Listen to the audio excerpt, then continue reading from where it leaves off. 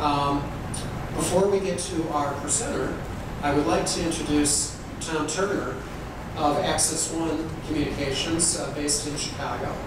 And Tom and I have known each other a long time and still remain partners to this day, so somebody must be doing something right. But Tom and his organization have been key for us, especially just in the last few years, in taking care of our clientele. And Tom's going to tell you a little bit more about what his organization does. So without further ado. Thank you, Rob. Well, thank you, Rob. Yeah, Access One, what we wanted to do was sponsor the event here with Rob. And like you said, we're not here to say anything today, but just want to tell you quickly about who we are. Access One, we're a facility-based telecommunications provider headquartered here in Chicago.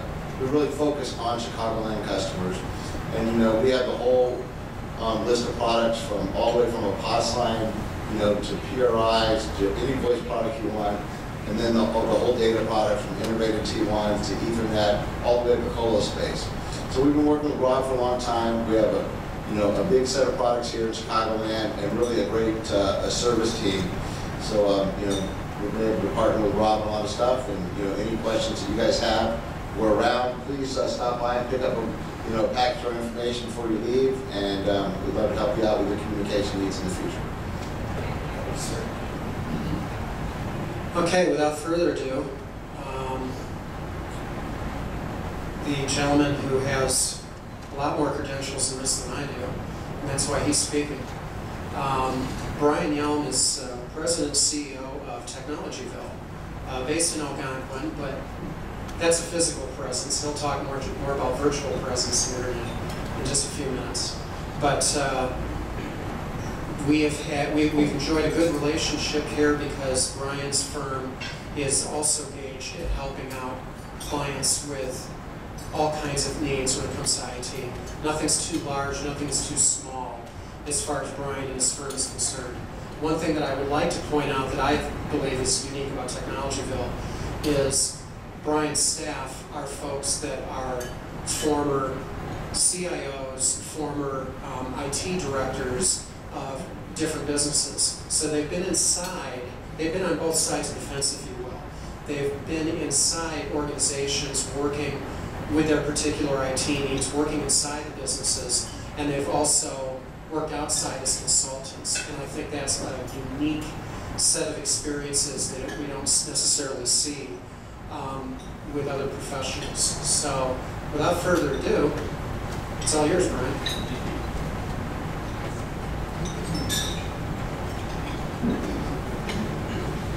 Okay, thank you very much for the kind words. I appreciate that very much.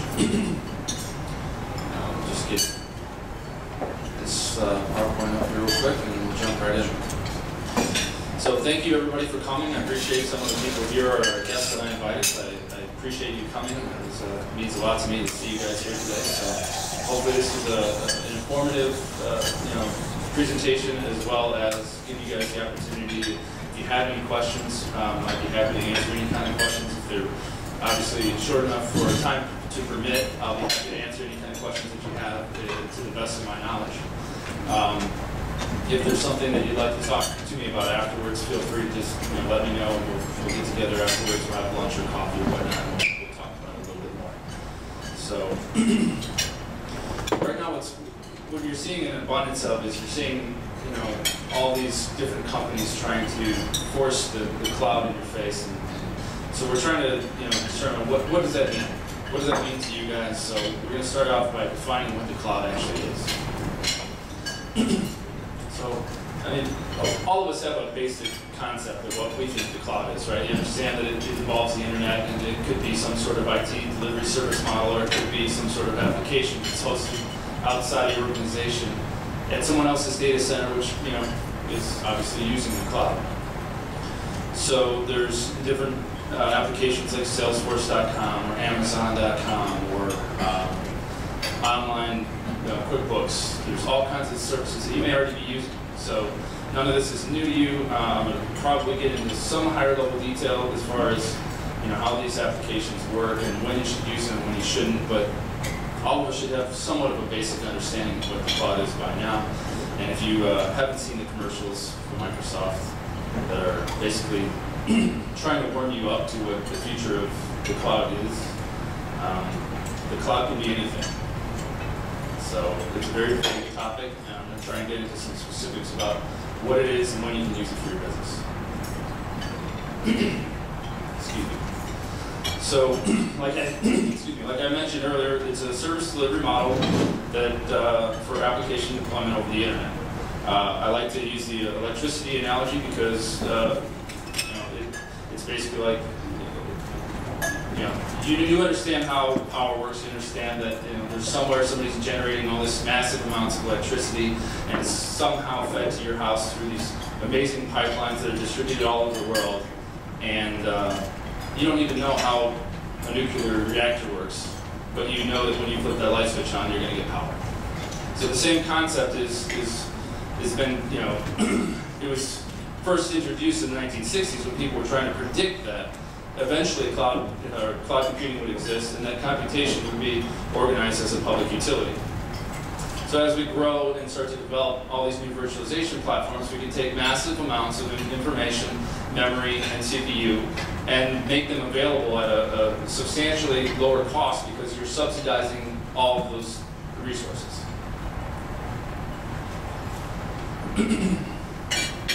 So common uses of cloud computing, and there's more than what I'm going to list here, but I'm going to try and cover some of the major topics that we've either been involved with or people are asking about recently. So there's still a lot of companies that are on the fence. A lot of people aren't really ready to make this change into either VMware or Hyper-V or even the lower ranking Zen server, which is kind of the underdog in the VM community.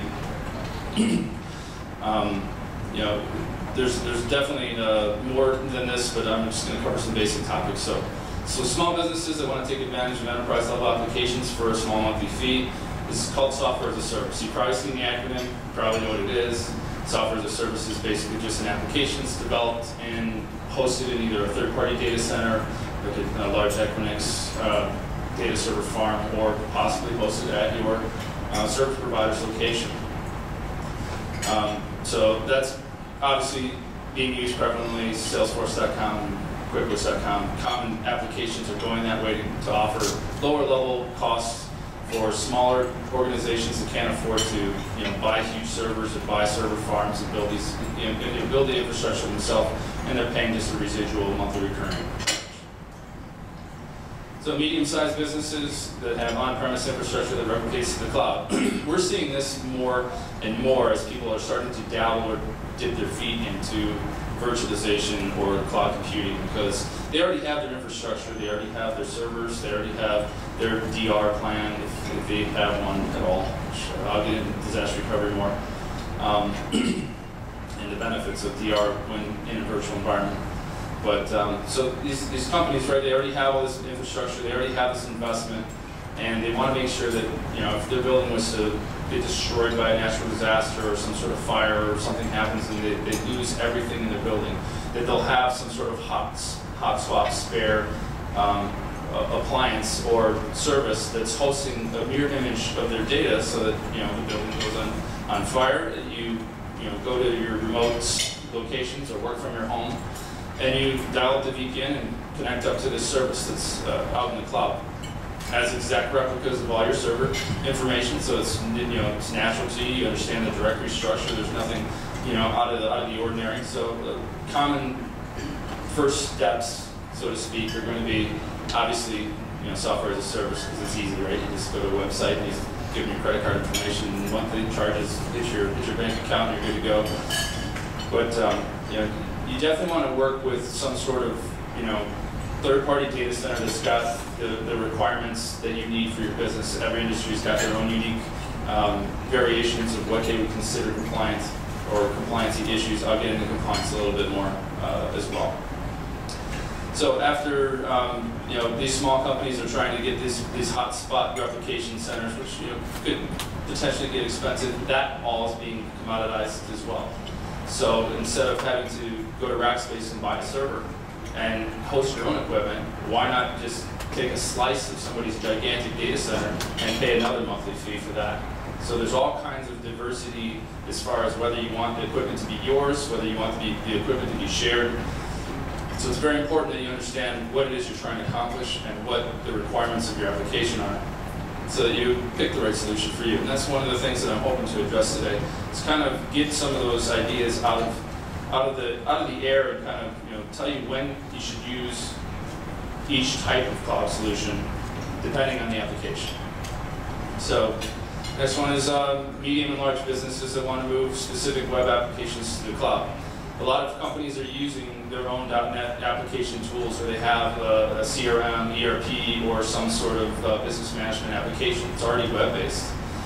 Some of them are hosting them in-house. Some of them have web services. They're just talking to a web service. So in order to virtualize or use some of these cloud technologies, companies are saying, I don't really want the reliability issues or the instability issues of my current ISP at my office. I still need the internet, but I want to have this in a contained environment where somebody else is managing it and handling all the day-to-day IT issues so that you don't have to deal with the equipment on premise. And then there's the clients that want to go everything virtual. Okay, I've run into several of these clients that are absolutely against having any kind of hardware on their premise whatsoever. Everything's in the cloud or we don't do it. So there comes challenges with that, right? There's obviously limitations in what you can virtualize and what you can't. So we had a conversation earlier. I had a conversation with you earlier where he was asking, have you ever found an application that you couldn't virtualize? And my answer was no. He'd come across something that he couldn't virtualize, and so we had a nice conversation about that. So there are some limitations to what you can and cannot do, and there's obviously some testing that needs to be involved with making sure that these applications will work in these virtual environments. So that being said, you can go all virtual if the applications will support the technology. Okay, so cloud services checklist. Some of the major concerns, obviously, when you start telling people, hey, I want to take all of your information and I'm going to put it somewhere else in this magical place that you don't really know what it is, but it's out there, and we call it the cloud. So obviously, the biggest concern is my data secure. Is anybody else going to have access to my data? Those are all requirements that you're going to have to work with individual vendors to find out. Some customers may have you in a shared environment. Some people may have you with a dedicated machine that's all yours and it's completely on its own network. So it all depends on the infrastructure of how it's built. So I highly recommend, if you have questions about that, talk to the service provider first. If they can't give you a solid answer, talk to your IT guy. Excuse me. So then the next step is, am I accessing my data in a secure way, right? We've got confidence, we talk to our ISP and our IT guy, he assures us that the data is safe and it's not going to be, compromised by viruses or some sort of hacker attempt or internal espionage, right? Most of the times the biggest issues that we have are internal problems, more so than the 14-year-old kid that's trying to find a new place to host his MP3 files.